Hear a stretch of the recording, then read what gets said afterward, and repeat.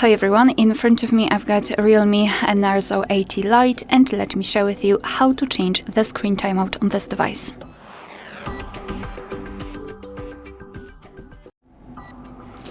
So let's begin with opening the settings, and here we have to scroll and find display and brightness.